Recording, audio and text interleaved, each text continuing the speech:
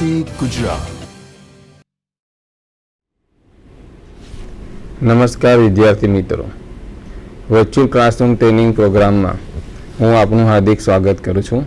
મારું નામ હિતેશ એન ચૌધરી। હું અંકલેશ્વર આઈટીઆઈમાં વાયરમેન ટ્રેડમાં સુપરવાઇઝર ઇન્સ્ટ્રક્ટર તરીકે ફરજ બજાવું છું। આજે આપણે મેગર અને અર્થ ટેસ્ટરની રચના અને તેના કાર્ય વિશે જોઈશું। મેગર અને અર્થ ટેસ્ટર। મેગર અને અર્થ ટેસ્ટર એ રેઝિસ્ટન્સ મેઝરિંગ ઇન્સ્ટ્રુમેન્ટના પ્રકાર છે। હવે આજના ટોપિકની અંદર આપણે જોઈશું રેઝિસ્ટન્સ મેઝરિંગ ઇન્સ્ટ્રુમેન્ટની વ્યાખ્યા અને તેના પ્રકારો, મેગરની રચના કઈ રીતે, મેગર કઈ રીતે કાર્ય કરે છે અને મેગરનો ઉપયોગ। પછી આપણે જોઈશું અર્થ ટેસ્ટર, અર્થ ટેસ્ટરની રચના, તેનું કાર્ય અને તેનો ઉપયોગ। Resistance measuring instrument. તો રેઝિસ્ટન્સ મેઝરિંગ ઇન્સ્ટ્રુમેન્ટ કોને કહેવાય? જે ઇન્સ્ટ્રુમેન્ટ વીજ અવરોધના માપન માટે વપરાય તેવા ઇન્સ્ટ્રુમેન્ટને રેઝિસ્ટન્સ મેઝરિંગ ઇન્સ્ટ્રુમેન્ટ કહેવાય। હવે આપણે જોઈશું રેઝિસ્ટન્સ એટલે શું। જ્યારે સર્કિટમાંથી કરંટ પસાર થાય છે ત્યારે જે ઇલેક્ટ્રોન હોય છે તે ઇલેક્ટ્રોનને સંપૂર્ણ રીતે પ્રવાહ પસાર થવા દેતા નથી, તેની વચ્ચે અવરોધ ઉત્પન્ન થાય છે। તો આ જે અવરોધ ઉત્પન્ન થાય છે તેને કહેવામાં આવે છે રેઝિસ્ટન્સ। રેઝિસ્ટન્સ મેઝરિંગ ઇન્સ્ટ્રુમેન્ટના પ્રકારો: ઓહમ મીટર, મેગર અને અર્થ ટેસ્ટર। મેગર, મેગરનો ઉપયોગ અતિ ઉચ્ચ મૂલ્યના અવરોધની કિંમત માપવા માટે થાય છે। હવે અતિ ઉચ્ચ મૂલ્ય કિંમત એટલે શું કે જેની કિંમત આપણી મેગા ઓમમાં હોય છે। ધારો કે 1 મેગા ઓમ, 2 મેગા ઓમ, આવી જે ઉચ્ચ કિંમતની મૂલ્ય હોય તેના જેવી આપણે અવરોધની કિંમત માપવી હોય ત્યારે આપણે મેગરનો ઉપયોગ કરવામાં આવે છે। મેગરને ઇન્સ્યુલેશન ટેસ્ટર તરીકે પણ ઓળખવામાં આવે છે, કારણ કે આપણે જ્યારે મેગર વડે જ્યારે કોઈપણ ઇન્સ્ટ્રુમેન્ટમાં આપણે રેઝિસ્ટન્સ માપીએ છીએ ત્યારે રેઝિસ્ટન્સ કોનું માપવામાં આવે? ઇન્સ્યુલેશનનું, એટલે આપણે એને ઇન્સ્યુલેશન ટેસ્ટર તરીકે પણ ઓળખવામાં આવે છે। મેગરના મુખ્ય પ્રકારો બે છે, એનાલોગ પ્રકારનું અને ઇલેક્ટ્રોનિક્સ। એનાલોગ પ્રકારનું મેગર એટલે શું અને ઇલેક્ટ્રોનિક્સ પ્રકારનું મેગર એ હવે આપણે નેક્સ્ટમાં જોઈશું। એનાલોગ પ્રકારનું મેગર। એનાલોગ પ્રકારના મેગરની રચનાના એમાં મુખ્ય 3 ભાગનો સમાવેશ થાય છે: ઓહમ મીટર, ડીસી જનરેટર અને ક્રેન્કિંગ સિસ્ટમ। એનાલોગ પ્રકારના મેગરની રચના। એનાલોગ પ્રકારના મેગરની રચનામાં આપણે આકૃતિમાં જોઈએ તે પ્રમાણે એને એનાલોગ કેમ કહેવામાં આવે છે? એનું કારણ છે કે જ્યાં તમારો પોઇન્ટર હોય છે અને ત્યાં જે સ્કેલ હોય છે એ સ્કેલ ઉપર તમારા આંકડા અંકિત કરેલા હોય છે। જેવી રીતે તમે જોઈ શકો છો 0, 5, 25, 50, 100, 300 અને ઇન્ફિનિટી। આ જે તમારો સ્કેલ છે એ સ્કેલ તમારો એનાલોગ ઉપર હોય છે, એટલે આને એનાલોગ પ્રકારનું મેગર કહેવામાં આવે છે। Ohm metre. ઓહમ મીટરની રચના માટે એક સ્પિન્ડલ હોય છે, એ સ્પિન્ડલ ઉપર 2 કોઇલ રાખવામાં આવે છે। આ કોઇલને 90 ડિગ્રી ઉપર ફિટ કરેલી હોય છે। એ કોઇલમાં તમારી એક કોઇલ કરંટ કોઇલ તરીકે ઓળખાય છે અને બીજી કોઇલ તમારી પ્રેશર કોઇલ તરીકે ઓળખવામાં આવે છે। જે કરંટ કોઇલ છે એનું જોડાણ જે આપણે બાહ્ય સર્કિટની અંદર જે અવરોધ માપવાનો હોય તે અવરોધની સિરીઝમાં એક કરંટ કોઇલનું જોડાણ કરવામાં આવે છે।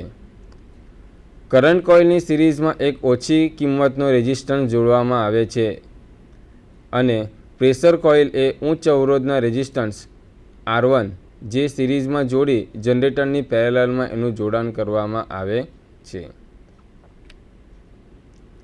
DC generator. DC generator C type permanent મેગ્નેટની વચ્ચે ડીસી જનરેટરનું આર્મેચર મૂકેલો છે, એટલે કે જે પરમેનન્ટ મેગ્નેટ હોય છે, એટલે પરમેનન્ટ મેગ્નેટ કોને કહેવાય? જે મેગ્નેટની મદદથી આપણને પરમેનન્ટ એટલે કાયમી આપણે એમાંથી ચુંબકીય ક્ષેત્ર મળી રહે તેવા મેગ્નેટને આપણે પરમેનન્ટ મેગ્નેટ કહેવામાં આવે છે। આ પરમેનન્ટ મેગ્નેટના મુખ્ય 2 ધ્રુવો હોય છે, નોર્થ અને સાઉથ, જેને આપણે અંગ્રેજી મૂળાક્ષર એન અને એસ એ પ્રકારે ઓળખવામાં આવે છે. હવે જે એનો આકાર છે તે કયા આકારનો હોય છે? સી આકારનો હોય છે. ડીસી જનરેટરમાં એક હેન્ડલ હોય છે. હવે એ હેન્ડલને આપણે રેટેડ સ્પીડ એટલે 160 RPM પર ફેરવીએ તો એમાં ડીસી સપ્લાય ઉત્પન્ન થાય છે. હવે RPM એટલે શું? RPMનું પૂરું નામ છે રિવોલ્યુશન પર મિનિટ. એટલે 1 મિનિટની અંદર આપણે મેગરના હેન્ડલને 160 વખત આપણે ફેરવીએ તો એને 160 RPM કહેવામાં આવે છે અને એ ડીસી વોલ્ટેજ ઉત્પન્ન કરે છે. હવે જે ડીસી વોલ્ટેજ કેટલા ઉત્પન્ન કરે છે તે મેગરના રેટિંગ ઉપર આધાર રાખે છે. ધારો કે મેગર તમારું 500 વોલ્ટનું હોય તો મેગર તમારા 500 વોલ્ટ ડીસી ઉત્પન્ન કરે છે. 1000 વોલ્ટનું મેગર હોય તો એ 1000 વોલ્ટ ઉત્પન્ન કરે છે. 2500 વોલ્ટનું હોય તો 2500 વોલ્ટ ડીસી ઉત્પન્ન કરે છે. Cranking system. ડીસી જનરેટરના આર્મેચરને હાથથી ફેરવવા માટે ગિયરવાળી રચના કરવામાં આવે છે જેને ક્રેન્કિંગ સિસ્ટમ કહેવાય છે. એટલે ક્રેન્કિંગ એટલે શું? આપણે જ્યારે ડીસી જનરેટર હોય, હવે ડીસી જનરેટરની સાથે અંદર વોર્મ ગિયર હોય, પોઇન્ટર હોય, સ્કેલ હોય, તો એ સ્કેલને આપણે મૂવમેન્ટ અને બધું ચલાવવા માટે એક અંદર ખાસ રચના કરવામાં આવી હોય ગિયરવાળી, જેને આપણે ક્રેન્કિંગ સિસ્ટમ કહેવામાં આવે છે. મેગરનું કાર્ય.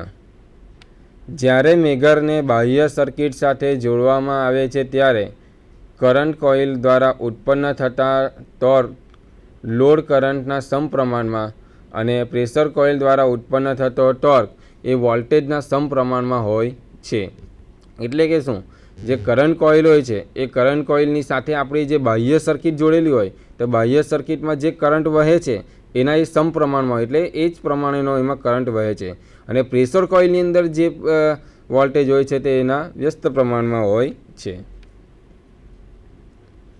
પ્રેક્ટિકલ ફિલ્ડમાં આપણે સામાન્ય રીતે 500 વોલ્ટ અને 1000 વોલ્ટનું મેગર વપરાય છે. આ સિવાય બીજા 2500 વોલ્ટનું, 5000 વોલ્ટનું વગેરે કે રેટિંગના પણ મેગર તમને બજારમાં ઉપલબ્ધ હોય છે.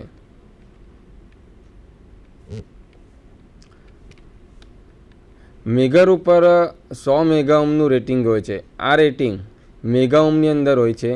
મેગા ઓહ્મ એટલા માટે હોય છે કે જેનો અવરોધ હોય તેની કિંમત ઓહ્મમાં હોય છે, પણ આ જે મેગર છે તેની કિંમત મોટી રેન્જની અંદર કરવામાં આવે છે, એટલે આપણે તેની મેગર ઉપર એની કિંમત મેગા ઓહ્મમાં દર્શાવેલી હોય છે. મેગરનું કનેક્શન. મેગર ઉપર મુખ્યત્વે બે ટર્મિનલ હોય છે. એક ટર્મિનલ ઉપર E લખેલું હોય છે અને બીજા ટર્મિનલ ઉપર L લખેલું હોય છે. ઈનો મતલબ શું? E એટલે અર્થ સાથે એનું કનેક્શન કરવું. L એટલે શું? લાઈવ સાથે એનું કનેક્શન કરવું. હવે જે સર્કિટનો આપણે ઇન્સ્યુલેશન રેઝિસ્ટન્સ માપવાનો હોય તેની સાથે આ બે ટર્મિનલનું જોડાણ પ્રોબ વડે કરવામાં આવે છે. ઉદાહરણ આપણે જોઈએ. આકૃતિમાં એક તમારું ડીસી મશીન છે. એ ડીસી મશીન ઉપર તમારા 6 ટર્મિનલ છે. હવે એ છે 6 ટર્મિનલ છે તો એ આનો આપણે ઇન્સ્યુલેશન રેઝિસ્ટન્સ આપણે માપવાનું છે. તો ડીસી મશીનના જે ટર્મિનલ છે એ ટર્મિનલ ઉપર A1, B1, C1 અને A2, B2, C2 આ રીતે ઉપર ટર્મિનલ ઉપર માર્કિંગ કરવામાં આવેલું હોય છે. તો આપણે પહેલું જોઈએ બે વાઇન્ડિંગ વચ્ચેનો રેઝિસ્ટન્સ ટેસ્ટ. આકૃતિમાં દર્શાવ્યા પ્રમાણે તમે જે મેગર છે તેના બે ટર્મિનલ છે E અને L. તો એક E ટર્મિનલ છે તેને તમારે વાઇન્ડિંગના ડીસી મશીનના વાઇન્ડિંગના A1 ટર્મિનલ સાથે જોડવાનો અને જે L ટર્મિનલ છે તેને વાઇન્ડિંગના B1 ટર્મિનલ સાથે એનું જોડાણ કરવું. પછી આપણે મેગરના જે હેન્ડલ છે એ હેન્ડલને આપણે 160 RPMની સ્પીડે આપણે ફેરવીએ તો મેગરની ઉપર જે તમારો પોઇન્ટર અને સ્કેલ છે પોઇન્ટર ડિફ્લેક્ટ થશે. આપણે આગળ જોયું તે પ્રમાણે કે જ્યારે આપણે કોઈપણ મેગરમાં જે કરંટ કોઇલ છે કરંટ કોઇલની આપણે બાહ્ય સર્કિટ વડે જોડીએ, એટલે બાહ્ય સર્કિટ એટલે કઈ આપણે અહીંયા જોડેલું છે ડીસી મશીન. હવે ડીસી મશીનની અંદર જે વાઇન્ડિંગ છે એ વાઇન્ડિંગ એ તમારું બાહ્ય સર્કિટ તરીકે ઓળખવામાં આવે છે. એટલે બાહ્ય સર્કિટમાંથી જ્યારે કરંટ પસાર થાય છે એ તમારું જે કરંટ કોઇલ હોય છે એ કરંટ કોઇલના સમપ્રમાણમાં એની જો લોડ કરંટ હોય તેના સમપ્રમાણમાં એની કિંમત હોય છે, અને જે પ્રેશર કોઇલ હોય છે એ પણ તમારે જે અંદર જે વોલ્ટેજ ઉત્પન્ન થાય છે તેના સમપ્રમાણમાં એની કિંમત હોય છે. હવે જ્યારે આપણે મેગરને 160 આરપીએમની સ્પીડે આપણે ફેરવશું ત્યારે ઉપર જે મેગરનું ઉપર જે સ્કેલ છે એ સ્કેલ ઉપર તમારો પોઇન્ટર ડિફ્લેક્ટ થશે. આ જે કરંટ કોઇલ અને જે પ્રેશર કોઇલ છે એ જે પ્રેશર કોઇલ અને કરંટ કોઇલની જે કિંમત આવે છે એના ગુણોત્તર પ્રમાણે તમારો પોઇન્ટર ઉપર ડિફ્લેક્ટિંગ ટોર્ક અને કંટ્રોલિંગ ટોર્ક લાગે છે, અને એ ટોર્ક પ્રમાણે તમારો પોઇન્ટર એ કંટ્રોલિંગ ટોર્ક અને ડિફ્લેક્ટિંગ ટોર્ક પ્રમાણે એ પોઇન્ટર તમારો ખસે છે, અને જે ખસે છે અને જ્યારે પોઇન્ટર છે એ સ્થિર થાય તે વખત એની જે કિંમત હોય છે એ કિંમત એ તમારી મેગા ઓહ્મની અંદર દર્શાવેલી હોય છે. હવે આપણે જોઈએ અર્થ ટેસ્ટ. અર્થ ટેસ્ટ એ તમારું જે મોટરનું વાઇન્ડિંગ છે અને જે મોટરની બોડી છે તે વચ્ચે કરવામાં આવે છે. એનું કારણ શું? કારણ કે જ્યારે અંદર મોટરની અંદર જે અથવા ડીસી મશીનની અંદર જે વાઇન્ડિંગ છે એ વાઇન્ડિંગ ઉપર શું હોય છે? ઇન્સ્યુલેશન હોય છે. હવે આ જે ઇન્સ્યુલેશન હોય છે તે ઇન્સ્યુલેશન ધારો કે બ્રેક થઈ ગયું હોય, બરાબર, તો અને આપણે ધારો કે એ ડીસી મશીનને સપ્લાય આપીને ચલાવીએ તો શું થશે? અર્થ ફોલ્ટ હશે. એટલે આ અર્થ ફોલ્ટ થાય તો શું થાય કે તમારા ડીસી મશીન અથવા કોઈપણ મશીન હોય તો એ મશીનની વાઇન્ડિંગને નુકસાની થાય, મોટર બળી જાય, એટલે આપણો ખર્ચ વધી જાય. એટલે આપણે કોઈપણ ફોલ્ટ થાય તે પહેલાં આપણે એનો ટેસ્ટ કરવાનું હોય છે. હવે આમાં જે અર્થ ટેસ્ટ છે તે અર્થ ટેસ્ટ તમારું વાઇન્ડિંગ અને મોટરની બોડી એ બે વચ્ચે કરવામાં આવે છે. એટલે તમારું જે મેગરનું જે ઈ ટર્મિનલમાં જે પ્રોબ છે તેનું કનેક્શન તમારું મોટરની બોડી સાથે એનું કનેક્શન કરવામાં આવે છે, અને જે મેગરનો એલ ટર્મિનલ છે તે એલ ટર્મિનલનું જે પ્રોબ છે તે તમારું વાઇન્ડિંગ છે A1 તેની ઉપર કરવામાં આવે છે. હવે ધારો કે તમારું જે મશીન અથવા મોટર છે તો એ મશીન ઉપર મોટર ઉપર છે ને અર્થ ટર્મિનલ હોય છે. હવે આપણે શું કરીએ છીએ કે કોઈપણ જે મોટર અથવા મશીન હોય તેનું આપણે સારો દેખાવ ને એવું થાય એટલે તેના માટે આપણે એને કલર એવું કરાવીએ છીએ. તો જ્યારે પણ આપણે અર્થ ટેસ્ટ લેવાનો હોય ત્યારે જેનો જે અર્થ ટર્મિનલ હોય તે અર્થ ટર્મિનલ ઉપર જે કલર લાગેલો હોય એ કલર આપણે કાઢી નાખવામાં આવે છે. અગર જો આપણે કલર કાઢી ન નાખીએ તો શું થશે કે તમારી સર્કિટ ઓપન થશે અને આપણને રીડિંગ બતાવશે નહીં. એવી રીતે આપણે એક વાઇન્ડિંગનો એક ટર્મિનલ વિશે જોયો. એવી રીતે આપણે વારાફરતી દરેક વાઇન્ડિંગના ટર્મિનલ ઉપર આપણે જે એલ પ્રોબ છે તેનો વારાફરતી ચેન્જ કરતા જઈશું, અને મેગરનું જે હેન્ડલ છે એ હેન્ડલને આપણે 160 આરપીએમની સ્પીડે આપણે એને ફેરવવાનું, જેથી તમારું જે કરંટ કોઇલ અને પ્રેશર કોઇલ છે એ કોઇલના જે લોડ કરંટ અને જે પ્રેશર છે તેના ગુણોત્તરના સમપ્રમાણમાં તમારું પોઇન્ટર ઉપર ટોર્ક ઉત્પન્ન થાય છે, અને પોઇન્ટર એ તમારું ક્લોકવાઇઝ દિશામાં એ ફરે છે. હવે આપણે એક બીજું ઉદાહરણ જોઈએ. કેબલ છે. હવે કેબલ એ અલગ અલગ કોરના હોય છે, single core, 2 core, 3 core, 4 core, બરાબર. હવે આ જે કોર હોય છે એ કોર વચ્ચે હોય છે ઇન્સ્યુલેશન. હવે આ ઇન્સ્યુલેશન પણ જો કેબલમાં આપણે લાંબા સમય મર્યાદામાં આપણે એનો ઉપયોગ કરીએ અને કેબલમાંથી જ્યારે કરંટ પસાર થાય છે ત્યારે એક જે કરંટ હોય છે એ કરંટની હીટિંગને લીધે એનું અસર ઇન્સ્યુલેશન ઉપર થાય છે, અને જો હીટિંગની જો કિંમત અથવા વેલ્યુ વધારે હોય તો એ ઇન્સ્યુલેશન સમય જતાં એ નબળું પડે છે, અને એ નબળું પડે છે એટલે શું થશે કે એમાં કોઈપણ પ્રકારનું બ્રેકડાઉન એટલે ક્રેક અથવા કોઈપણ પ્રકારની ખામી ઉત્પન્ન થશે. એટલે આ જે ખામી ઉત્પન્ન થાય છે, બરાબર, તો એ આપણે ચેક કરવું હોય તો તેના માટે આપણે મેગરનો ઉપયોગ કરવાનો હોય છે. આપણે એક ઉદાહરણ લઈએ કે કેબલ આપણો 2 કોરનો કેબલ છે. 2 કોર કેબલ એ તમારા કેબલ અલગ અલગ પ્રકારના હોય છે, અનઅર્થ અથવા અર્થ. અનઅર્થ એટલે એનો મતલબ શું? અનઅર્થની અંદર શું હોય છે કે તમારું જે કોર હોય છે, કોરની ઉપર વિવિધ પ્રકારના ઇન્સ્યુલેશન હોય, અને તેની ઉપર ગેલ્વેનાઇઝ આયન કરેલી એક અલગ કોર હોય છે. એ શેના માટે કરવામાં આવે છે? જ્યારે તમે કેબલને જમીનની અંદર દાટેલો હોય અને એને ઉપર કોઈપણ પ્રકારનું જો ખોદકામ કરવામાં આવે તો એને બ્રેક થઈ જાય છે.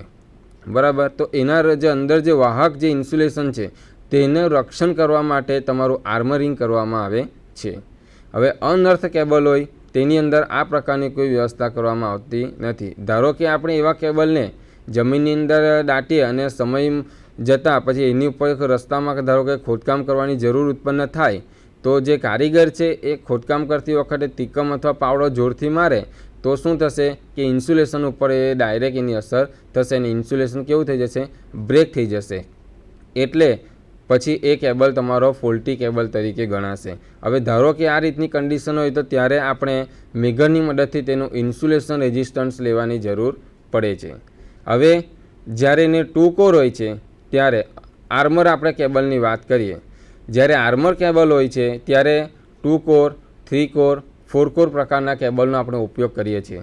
હવે આ જે કેબલ હોય છે એ કેબલમાં આપણે આગળ ડીસી મશીનમાં જોઈ ગયા તે પ્રમાણે કે 2 કંડક્ટર વચ્ચે આપણે ઇન્સ્યુલેશન રેઝિસ્ટન્સ ટેસ્ટ જોયો. પછી આપણે અર્થ અને કંડક્ટર વચ્ચે આપણે ઇન્સ્યુલેશન રેઝિસ્ટન્સ ટેસ્ટ જોયો. તો આપણે આ જે કેબલ છે તો કેબલની અંદર પણ આપણે એ રીતે જ પ્રકારના ટેસ્ટ કરવાના છે. તો આપણે પહેલાં જોઈએ 2 કોર વચ્ચેનો ઇન્સ્યુલેશન રેઝિસ્ટન્સ ટેસ્ટ. હવે જ્યારે 2 કોર વચ્ચે ઇન્સ્યુલેશન રેઝિસ્ટન્સનું જોડાણ કરવામાં આવે છે ત્યારે જે મેગરનું જે ઈ ટર્મિનલ છે તેને એક કોર ઉપર લગાવવામાં આવે છે અને જે એલ ટર્મિનલનું જોડાણ હોય છે તે એનો પ્રોબ વડે તમારા બીજા કોર ઉપર લગાવવાનું હોય છે. પછી આપણે મેગરને એની રેટેડ સ્પીડ એટલે કે 160 આરપીએમની સ્પીડે આપણે એને ફેરવવાનું છે, જેથી તમારું કરંટ કોઇલ અને પ્રેશર કોઇલ એ લોડના કરંટના સમપ્રમાણમાં એના ગુણોત્તર પ્રમાણે એ તમારો પોઇન્ટર ઉપર એના ઉપર ટોર્ક ઉત્પન્ન થશે અને ટોર્ક ઉત્પન્ન થશે અને એ તમારો પોઇન્ટર ડિફ્લેક્ટ થશે અને મેગર ઉપર જે કિંમત પર એ અટકે તે એની મેગા ઓહ્મની એની કિંમત એ દર્શાવેલું હોય છે. હવે આપણે જોઈએ અર્થ અને કોર વચ્ચેનો ઇન્સ્યુલેશન રેઝિસ્ટન્સ ટેસ્ટ. હવે જ્યારે અર્થ અને કોર વચ્ચેનું ઇન્સ્યુલેશન ટેસ્ટ કરવાનો હોય ત્યારે મેગરનો જે ઈ ટર્મિનલ છે તેને તમારે કેબલના આર્મરિંગ ઉપર લગાવવા છે અને જે એલ ટર્મિનલ હોય છે તેને તમારે તેના તમારો કેબલના વાહક ઉપર એટલે કે કંડક્ટર ઉપર લગાવવાનું હોય છે. હવે જ્યારે આપણે એની રીતે કનેક્શન કરીશું અને પછી આપણે મેગરને 160 આરપીએમની સ્પીડે આપણે ફેરવશું ત્યારે મેગર ઉપર તમારો પોઇન્ટર ડિફ્લેક્ટ થશે અને પોઇન્ટર ઉપર કિંમત જોવા મળે. ધારો કે આપણે બંને ટેસ્ટની વાત કરીએ તો બિટવીન કંડક્ટર વચ્ચે જ્યારે આપણે ટેસ્ટ કર્યો ત્યારે મેગરની જે કિંમત છે એ મેગરની કિંમત જે મેગા ઓહ્મમાં હોય છે એ કિંમત તમારી 0 આવી જોઈએ નહીં. ધારો કે આ કિંમત જો 0 આવે તો સમજવાનું કે બંને વાઇન્ડિંગ વચ્ચે જે આપણે ઇન્સ્યુલેશન લગાવેલું છે એ ઇન્સ્યુલેશન કોઈક જગ્યાએ બ્રેક થયેલું હોય છે. જો આવું આપણે જાણવા મળે અને છતાં પણ જો આપણે એવા જો કેબલને આપણે સપ્લાય આપીએ તો શું થશે કે ધારો કે 3 કોર કેબલ હશે તો એમાંથી 3 ફેઝ પસાર થશે તો દરેક ફેઝ એકબીજા સાથે કનેક્ટ થશે અને શોર્ટ સર્કિટ થશે, જેથી કેબલની અંદર ફ્લેશ ઉત્પન્ન થશે, કેબલ નકામો થઈ જશે. એટલે આપણે એનો પ્રાથમિક ખર્ચ અને એનો આપણો મેન્ટેનન્સનો ખર્ચ વધી જાય. હવે આપણે અર્થ અને કંડક્ટર વચ્ચે જ્યારે ઇન્સ્યુલેશન રેઝિસ્ટન્સ ટેસ્ટ કરીએ છીએ ત્યારે એની કિંમત તમારી મેગા ઓહ્મની અંદર આવી જોઈએ. એની કિંમત ધારો કે 0 આવે તો એવું સમજવું કે તમારો જે પણ વાહક છે, ધારો કે આર ફેઝ છે અને જે અને જે અર્થ આર્મરિંગ છે, તો આ જે આર્મરિંગ છે એ બે વચ્ચે જે ઇન્સ્યુલેશન છે એ ઇન્સ્યુલેશન તમારું કેવું થઈ ગયું છે? બ્રેક થઈ ગયું છે. બરાબર. અને જો આવા બ્રેક કરેલા આપણે કેબલને જો સપ્લાય સાથે કનેક્ટ કરીએ તો આગળ જોયું તે પ્રમાણે કે એમાં શું થશે? ફોલ્ટ થશે. હવે આપણે જોઈએ ડિજિટલ પ્રકારનું મેગર. આકૃતિમાં જુઓ તે પ્રમાણે આપણે એનાલોગ પ્રકારના ડિજિટલની અંદર તમારો પોઇન્ટર અને સ્કેલ આવતો હતો. બરાબર. હવે આ જે ડિજિટલ પ્રકારનું ઇલેક્ટ્રોનિક્સ મેગર હોય છે તેની અંદર તમારો સ્કેલ તો હોય છે પણ એ સ્કેલમાં તમારો કોઈપણ પ્રકારનો પોઇન્ટર હોતો નથી અને જે તમારા આંકડા હોય છે એ આંકડા તમારા ડિજિટલ એટલે કે આલ્ફાબેટ આપણો 1 થી 0 થી 9ની અંદર જે આંકડા આવે છે તે ઉપર દર્શાવેલા હોય છે. હવે આપણે પહેલાંમાં જોયું તે પ્રમાણે કે મેગરની અંદર જે ટર્મિનલ હોય છે એટલે અહીંયા ઈ ટર્મિનલ હોય છે, અહીંયા મુખ્ય 3 ટર્મિનલ અહીંયા તમારા આપેલા છે, એક લાઈવ ટર્મિનલ છે, એક ગ્રાઉન્ડ છે અને અર્થ છે. હવે આપણે ઇલેક્ટ્રોનિક્સ મેજરની રચના કઈ રીતે છે આપણે ટેલિસ્કોપ ઉપર આપણે એને જોઈશું. Digital instrument. હાલમાં એનાલોગ ઇન્સ્ટ્રુમેન્ટને બદલે ડિજિટલ ઇન્સ્ટ્રુમેન્ટનો ઉપયોગ વધારે થાય છે. એનું કારણ છે એનાલોગ ઇન્સ્ટ્રુમેન્ટની અંદર તમારો જે પોઇન્ટર અને સ્કેલ હોય છે એ સ્કેલ ઉપર તમારા આંકડા જે લખાવેલા હોય છે એ તમારા એનાલોગ પ્રકારના હોય છે અને ડિજિટલ પ્રકારના મીટરની અંદર તમે જે પણ પ્રકારનું રીડિંગ લો છો એ રીડિંગ તમને ડાયરેક્ટ ડિજિટના રૂપમાં જોવા મળે છે. એટલે કે તમારું જે માપવાની જે એક્યુરેસી છે એ એક્યુરેસી તમને આ ડિજિટલ પ્રકારના ઇન્સ્ટ્રુમેન્ટની અંદર તમને વધારે જોવા મળે છે. આપણે કોઈ પણ કાર્ય કરવાનું હોય તે કાર્ય કરવા માટે આપણે એક્યુરેસીવાળું કાર્ય કરવું પડે. એટલે આપણે વ્યવહારની અંદર જે ડિજિટલ પ્રકારના ઇન્સ્ટ્રુમેન્ટ હોય તેનો આપણે વ્યવહારમાં વધારે ઉપયોગ કરીએ છીએ. વત્તા બીજું શું હોય છે કે એનાલોગ પ્રકારના જે ઇન્સ્ટ્રુમેન્ટ હોય છે એ ઇન્સ્ટ્રુમેન્ટ ઉપર જ્યારે ડિફ્લેટિંગ અને કંટ્રોલિંગ ટોર્કમાં જો તફાવત હોય તો જેની કિંમત જે આપણને જોવા મળે છે એ જે કિંમત છે એ કિંમત પરફેક્ટ એટલે માપ રહેતી નથી. જેથી આપણી રીડિંગની અંદર શું આવે છે? એરર આવે છે. જ્યારે આપણે ડિજિટલની અંદર એ તમારા ડિજિટના રૂપમાં તમને જોવા મળે છે. એનાલોગ પ્રકારના ઇન્સ્ટ્રુમેન્ટની અંદર શું હોય છે કે જ્યારે તમે રીડિંગ લેવા જાઓ છો ત્યારે તમારે એ એનાલોગ પ્રકારના મીટરમાં તમારે એનું પરફેક્ટ એની સામે રહીને ઊભા રહીને રીડિંગ લેવાનું હોય છે. ધારો કે તમે થોડા પણ આમ તેમ ક્રોસ થઈને જો એનું રીડિંગ લેવા જાઓ એટલે પોઇન્ટરની વિરુદ્ધ દિશામાં તમે જેને રીડિંગ લેવો છો ત્યારે એની ઉપર જે તમારી જે કિંમત હોય છે એ કિંમત તમને પરફેક્ટ જોવા મળતી નથી. મતલબમાં થોડીક એરર તેની અંદર જોવા મળે છે. જ્યારે ડિજિટલ રૂપની અંદર તમને આ પ્રકારની કોઈ પણ એરર તમને જોવા મળતી નથી. બીજું કે જે એનાલોગ પ્રકારના ઇન્સ્ટ્રુમેન્ટ હોય છે તો એનાલોગ પ્રકારના ઇન્સ્ટ્રુમેન્ટની અંદર એની જે રચના હોય તેને લીધે એનો આકાર એનું કદ વધારે હોય છે. જ્યારે ડિજિટલ પ્રકારના ઇન્સ્ટ્રુમેન્ટની અંદર એમાં ઇન્ટિગ્રેટ સર્કિટનો ઉપયોગ કરેલો હોય છે એટલે કોમ્પેક્ટ સર્કિટ હોય છે આ બધી. એટલે આ સર્કિટને લીધે તમારી એ જે એનાલોગ પ્રકારના ઇન્સ્ટ્રુમેન્ટ હોય છે તેની ડિજિટલ પ્રકારના ઇન્સ્ટ્રુમેન્ટની હોય છે એ તમારી સાઇઝ એની ઓછી થઈ જાય છે. હવે આપણે ઇલેક્ટ્રોનિક્સના મેજરના આપણે જે અંદર ભાગો છે તેના વિશે ચર્ચા કરીશું. જેમાં એક છે transformer, rectifier circuit, sensing circuit, range network circuit, display circuit. Transformer electronics instrument હોય એ લો વોલ્ટેજ ઉપર કાર્ય કરે છે. લો વોલ્ટેજ એટલે કેટલા? 12 વોલ્ટ, 24 વોલ્ટ આવા વોલ્ટેજ હોય છે. હવે આ વોલ્ટેજ કઈ રીતે લાવવા એના માટે ટ્રાન્સફોર્મરનો ઉપયોગ કરવામાં આવે છે.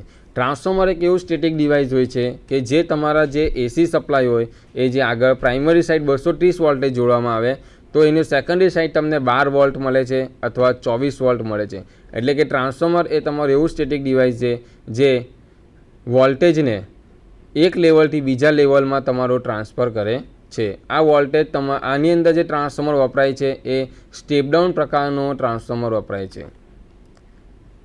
હવે આ જે ટ્રાન્સફોર્મર હોય છે એ ટ્રાન્સફોર્મરનું રેટિંગ તમારું 230 વોલ્ટ બાય 12 વોલ્ટનું હોય છે. એટલે કે પ્રાઇમરી સાઇડ તમે 230 વોલ્ટેજ આપો તો તમને સેકન્ડરી સાઇડ તમારે 12 વોલ્ટ મળે છે. આ રીતે તમારો 230 બાય 24 વોલ્ટનું પર રેટિંગવાળું ટ્રાન્સફોર્મરનો ઉપયોગ થાય છે. જેની અંદર તમે પ્રાઇમરી સાઇડ 230 વોલ્ટેજ આપો અને તો તમને સેકન્ડરી બાજુ 24 વોલ્ટેજ મળે છે. Rectifier circuit. હવે ઇલેક્ટ્રોનિક સર્કિટ હોય છે. ઇલેક્ટ્રોનિક સર્કિટને કાર્ય કરવા માટે તમારું એસી સપ્લાયની જરૂર પડતી નથી. મતલબમાં ડીસી સપ્લાયની જરૂર પડે છે. હવે ડીસી સપ્લાય કેવી રીતે લાવવો? તો ડીસી સપ્લાય લાવવા માટે તમારે રેક્ટિફાયર સર્કિટનો ઉપયોગ કરવો પડે. હવે રેક્ટિફાયર સર્કિટ એ તમારી મુખ્યત્વે 3 પ્રકારની હોય છે: half wave rectifier, full wave rectifier અને બ્રિજ રેક્ટિફાયર. જ્યારે આ ડિજિટલ પ્રકારના ઇન્સ્ટ્રુમેન્ટની અંદર તમારો 4 વે એટલે કે ફૂલ વેવ બ્રિજ રેક્ટિફાયરનો ઉપયોગ કરવામાં આવે છે. આ સર્કિટ બનાવવા માટે તમને ડાયોડની જરૂર પડે છે.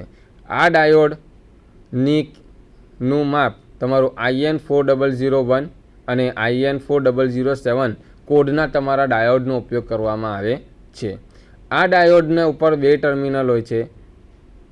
એ ટર્મિનલ ઉપર તમારું કેથોડ અને એનોડ એ રીતે માર્કિંગ કરેલું હોય છે.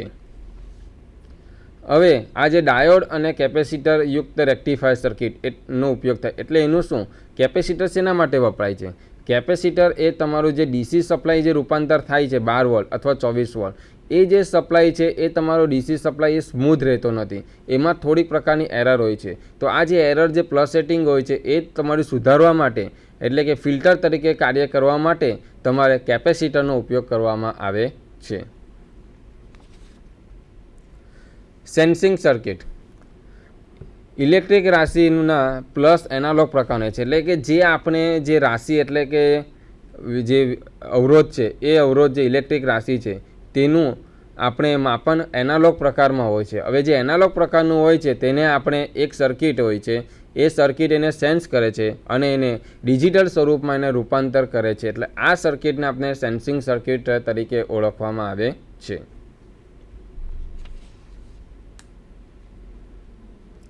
Range network circuit sensing circuit દ્વારા જ્યારે આપણને સિગ્નલ મળે છે, હવે આ સિગ્નલની ફ્રિકવન્સી લો હોય છે, તો લો ફ્રિકવન્સીને હાઈ ફ્રિકવન્સીમાં ફેરવવા માટે તમારે એમ્પ્લીફાયરનો ઉપયોગ કરવામાં આવે છે, એટલે કે એની કિંમત હોય છે તેને એમ્પ્લીફાય કરીને એને મોટા સિગ્નલમાં એનું રૂપાંતર કરવામાં આવે છે, જેના હારું તમારો LCR સર્કિટનો ઉપયોગ કરવામાં આવે છે. ડિસ્પ્લે સર્કિટ એટલે શું? જે તમારું ઇલેક્ટ્રોનિક્સ જે મેગા અથવા જે પણ ઇન્સ્ટ્રુમેન્ટ હોય તો તે તમારું જે ડિસ્પ્લે હોય છે, એટલે કે તમારા જે રીડિંગ તમને જોવા મળે છે એ બધી સર્કિટ તમારી ડિસ્પ્લે સર્કિટ તરીકે ઓળખવામાં આવે છે. આ જે ડિસ્પ્લે સર્કિટ હોય છે તો ડિસ્પ્લે સર્કિટની અંદર મુખ્યત્વે LED અને LCDનો ઉપયોગ થાય છે. LED એટલે શું? લાઇટ એમિટિંગ ડાયોડ, અને LCD એટલે શું? Liquid crystal display. હવે આ જે LED અને LCDનો ઉપયોગ કરીને આ જે આપણી રાશિ એટલે જે આપણે માપન કર્યું છે તેને ડિસ્પ્લે બોર્ડ ઉપર આપણે ડિજિટના રૂપમાં એટલે કે આંકડાના રૂપમાં આપણે એ જોવા મળે છે, તે સર્કિટને આપણે ડિસ્પ્લે સર્કિટ કહેવામાં આવે છે.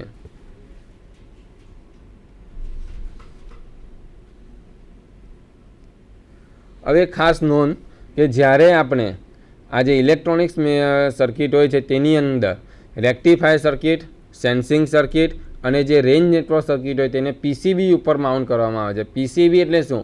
પ્રિન્ટેડ સર્કિટ બોર્ડ, એટલે પ્રિન્ટેડ સર્કિટ બોર્ડની અંદર તમારે આ 3 પ્રકારની સર્કિટનો એનો ઉપર ફિટ કરવામાં આવે છે. જ્યારે તમારું ડિસ્પ્લે સર્કિટ હોય છે એ ડિસ્પ્લે સર્કિટને તમારે જે પણ ઇન્સ્ટ્રુમેન્ટ હોય એ ઇન્સ્ટ્રુમેન્ટની બોડી સાથે એને ફિટ કરવામાં આવેલું હોય છે.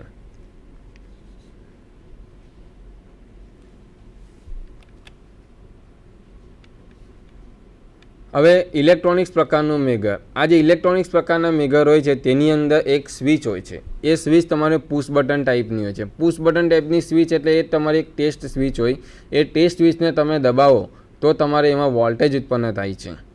હવે આપણે આગળ જોયું તે પ્રમાણે એનાલોગ પ્રકારના જે મેગર છે તેની ઉપર પણ 2 ટર્મિનલ હતા, E અને L. તો આ જે તમારા ડિજિટલ પ્રકારના ઇલેક્ટ્રોનિક્સ મેગર હોય છે તેની ઉપર પણ 2 ટર્મિનલ હોય છે, E અને L. હવે આ જે E અને L સર્વિસને આપણે જ્યારે બાહ્ય સર્કિટ સાથે જોડવામાં આવે ત્યારે પછી આપણે એને ટેસ્ટ બટન સ્વિચ આપણે દબાવીએ તો ત્યારે આપણે એની અંદર તમારે જે પણ પ્રકારનો ઇન્સ્યુલેશન રેઝિસ્ટન્સ હોય તે તમારે એનો માપી શકાય છે. હવે આપણે જોઈએ અર્થ ટેસ્ટર. અર્થ ટેસ્ટરની આકૃતિ. અર્થ ટેસ્ટરમાં તમારો અહીંયા એક મોડેલ છે, અર્થ ટેસ્ટર છે. અર્થ ટેસ્ટર ઉપર મુખ્યત્વે 4 ટર્મિનલ હોય છે, P1, C1, P2, C2. P1 અને P એ પોટેન્શિયલ સર્કિટના ટર્મિનલ હોય છે, C એ ટર્મિનલ તમારા કરંટ કોઇલના ટર્મિનલ બહાર લાવવામાં આવેલા હોય છે. અહીં જે અર્થ ટેસ્ટર છે તમારું એનાલોગ પ્રકારનો અર્થ ટેસ્ટર છે. આ જ રીતે તમારું ડિજિટલ પ્રકારના અર્થ ટેસ્ટર પણ વ્યવહારની અંદર જોવા મળે છે. હવે અહીંયા છે તે શું છે? સ્પાઇક છે. આ સ્પાઇક તમારું GI મટીરિયલમાંથી બનાવવામાં આવે છે, આને અર્થ સ્પાઇક કહેવામાં આવે છે. અર્થ ટેસ્ટરમાં તમારું એના કનેક્શન કરવા માટે વાયર હોય છે, એ પ્રોબ તરીકે ઓળખવામાં આવે છે. અર્થ ટેસ્ટર.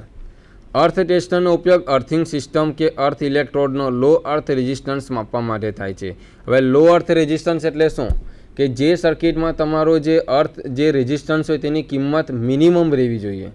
હવે મિનિમમ એટલે એની અમુક પ્રકારની રેન્જ હોય છે, ધારો કે એ તમારું 1 ઓમ છે, આ કિંમત તમારી રેઝિસ્ટન્સમાં હોય છે, મેગા ઓમમાં નથી રહેતી. એટલે મેગર વડે જે તમે રેઝિસ્ટન્સ માપવા જાઓ છો તેની કિંમત તમારી મેગા ઓમમાં હોય છે. જ્યારે અર્થ ટેસ્ટર વડે જ્યારે તમે એનું રીડિંગ કરો છો ત્યારે એની જે કિંમત આવે છે તમારી ઓમની અંદર હોય છે. હવે જે અર્થ ટેસ્ટર હોય છે એને લો રેઝિસ્ટન્સ એટલે કે એકદમ એની કિંમત નજીવી હોય છે. હવે એ આપણે અર્થ ટેસ્ટરનો ઉપયોગ કઈ રીતે કરવો? હવે અર્થ ટેસ્ટર આપણો કયા સિદ્ધાંત ઉપર કાર્ય કરે છે? તો અર્થ ટેસ્ટર એ તમારો વોલ્ટેજ ડ્રોપના સિદ્ધાંત ઉપર કાર્ય કરે છે. અર્થ ટેસ્ટરની રચના આપણે જોયું તે પ્રમાણે આગળ કે મેગરની અંદર પણ એના મુખ્ય 3 ભાગોનો સમાવેશ થાય છે. તો જે અર્થ ટેસ્ટર છે એની રચનામાં પણ મુખ્ય 3 ભાગો હોય છે. એક છે ઓમ મીટર, બીજું છે ડીસી જનરેટર અને ત્રીજું છે ક્રેન્કિંગ સિસ્ટમ.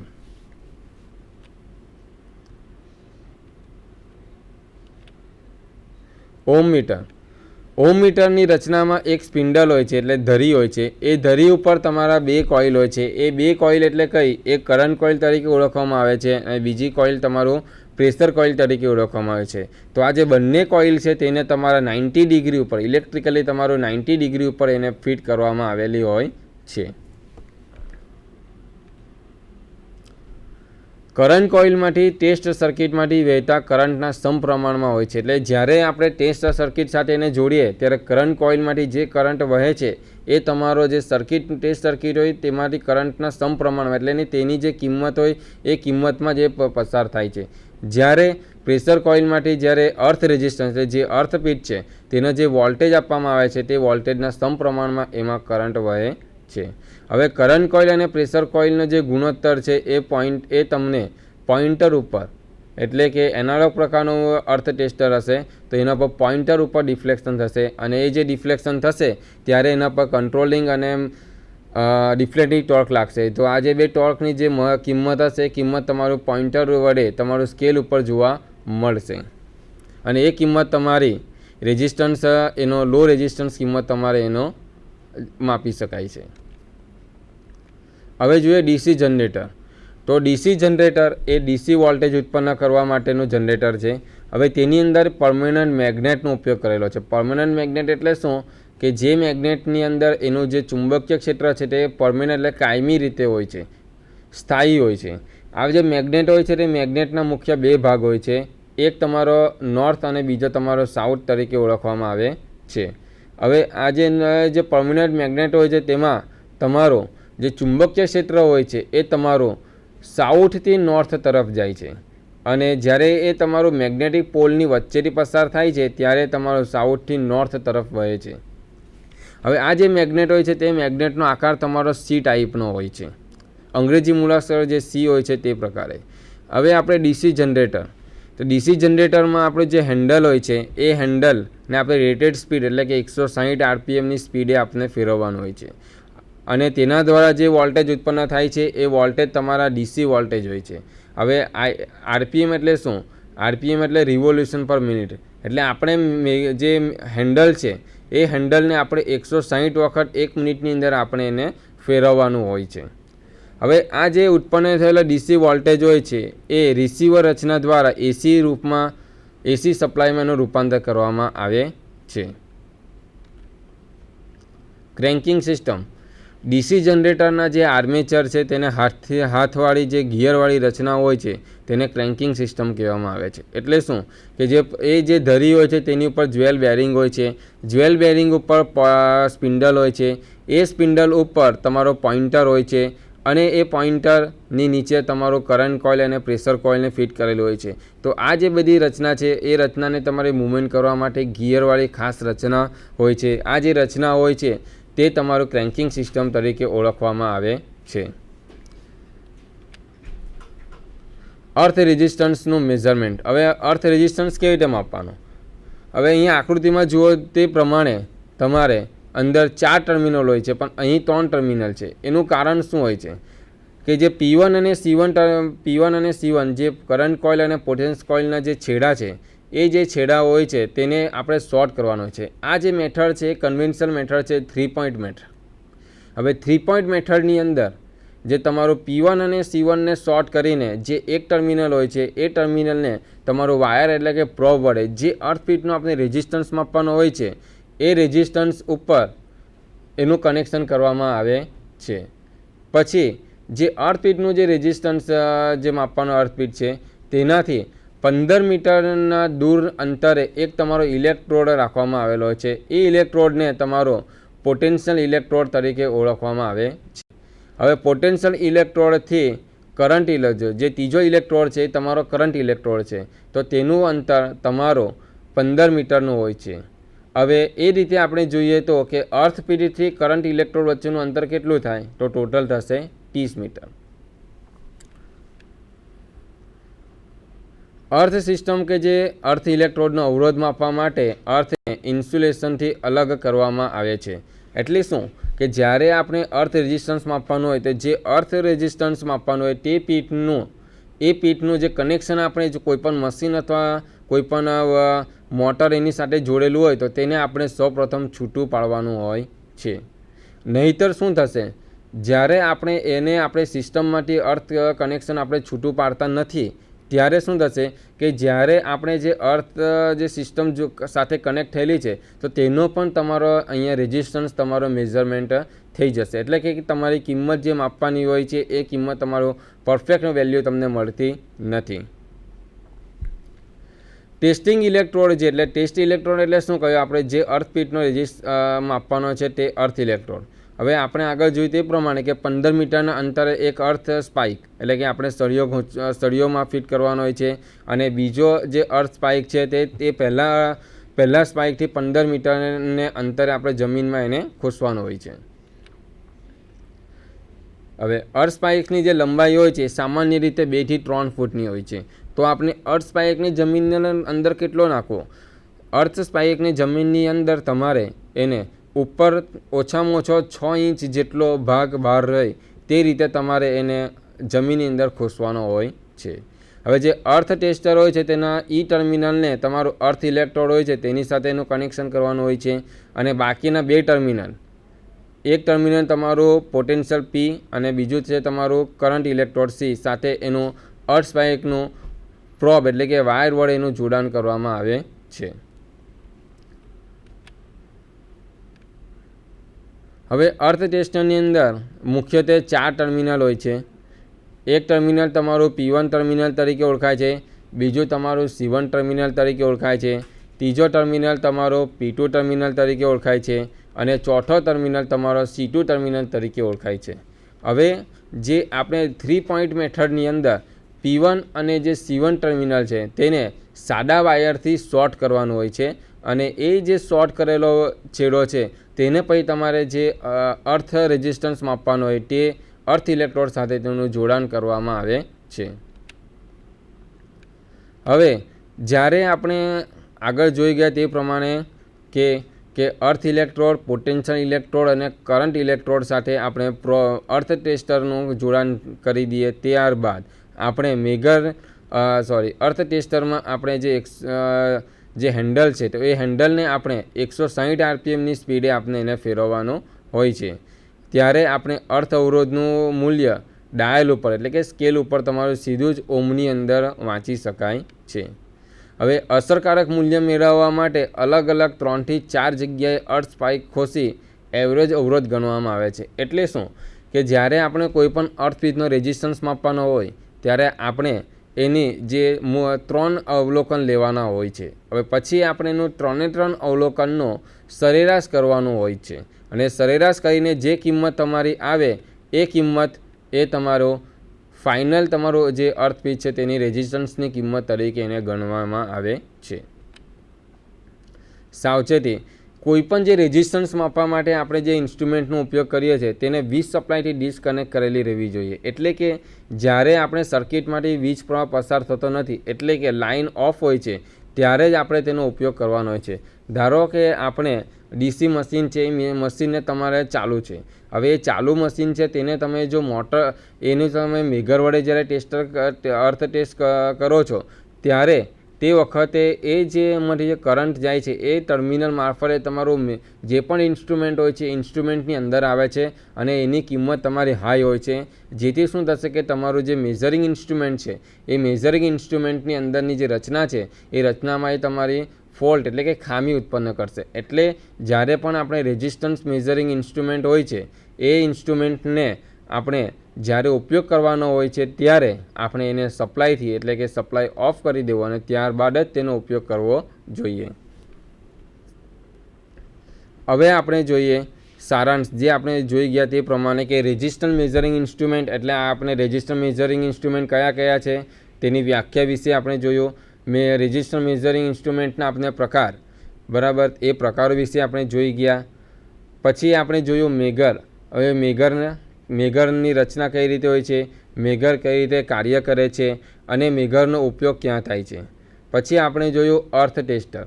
તો અર્થ ટેસ્ટર છે તે અર્થ ટેસ્ટરની રચના કઈ રીતે કરવામાં આવે છે, અર્થ ટેસ્ટર કાર્ય કઈ રીતે કરે છે અને અર્થ ટેસ્ટરનો આપણે ઉપયોગ કઈ રીતે કરીએ છીએ. હવે આપણે એક વિડીયો છે એ વિડીયો આપણે નિહાળીશું.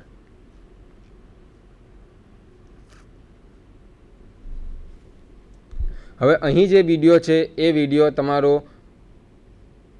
ડિજિટલ પ્રકારનો છે. તો આ જે મેગર છે આ મેગરમાં તમારો જે ટ્રાન્સફોર્મર છે ટ્રાન્સફોર્મરનો તમારો ઇન્સ્યુલેશન રેઝિસ્ટન્સ ટેસ્ટ માપવાનો છે.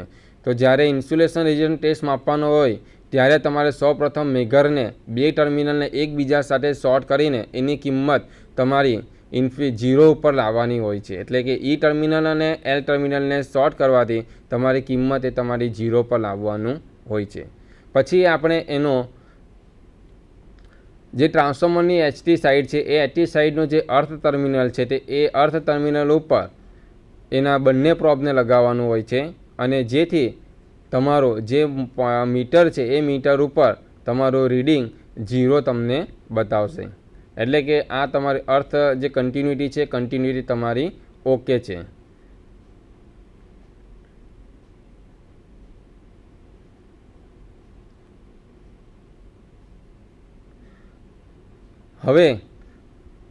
હવે જે ટ્રાન્સફોર્મરની એક્ટિવ સાઇડ છે તો એક્ટિવ સાઇડમાં આપણે અર્થ અને વાઇન્ડિંગ એટલે કે જે એક્ટિવ વાઇન્ડિંગ છે તે વચ્ચેનું ઇન્સ્યુલેશન ટેસ્ટ માપવાનું છે. તે માટે તમારું જે મેગરનો જે ઈ ટર્મિનલ હોય છે તે ઈ ટર્મિનલને તમારે ટ્રાન્સફોર્મરની બોડી એટલે કે અર્થ સાથે એનું કનેક્શન કરી રાખવાનું હોય છે અને ત્યારબાદ એને 1 by 1 એટલે કે એક વખત આર ફેઝ પર, બીજી વખત વાય ફેઝ પર અને ત્રીજી વખત બી ફેઝના વાઇન્ડિંગ ઉપર એનું કનેક્શન કરવાનું હોય છે. અને જે રીતે આપણે કનેક્શન કરીએ તે રીતે આપણને એની કિંમત તમારી મેગા ઓહ્મની અંદર જોવા મળે છે.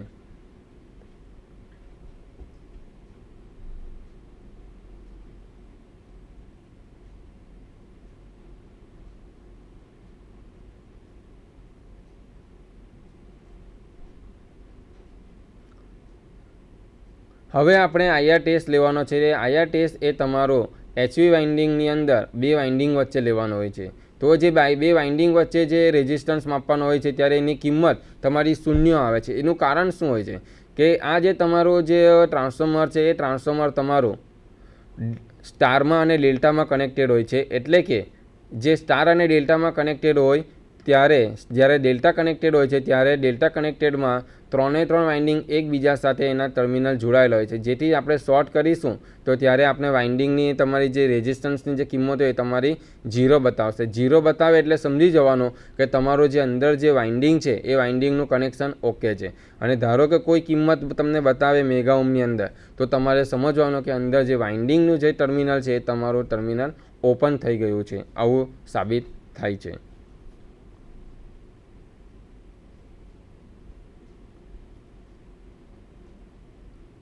હવે આપણે આઈઆર ટેસ્ટ જોવાનો છે તે એચવી વાઇન્ડિંગ અને એલવી વાઇન્ડિંગ વચ્ચે હોય છે. એચવી વાઇન્ડિંગ એટલે શું? High voltage. અને એલવી વાઇન્ડિંગ એટલે શું? Low voltage.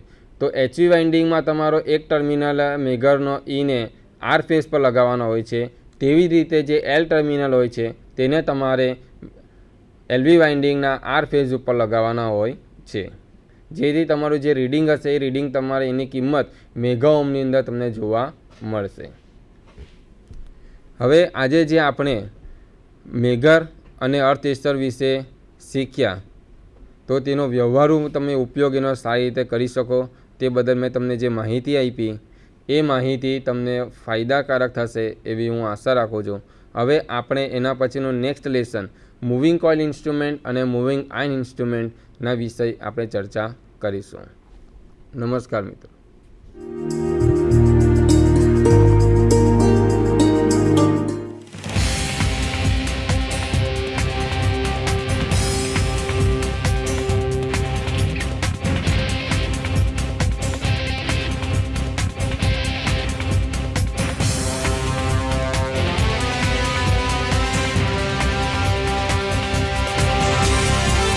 વંદે ગુજરાત.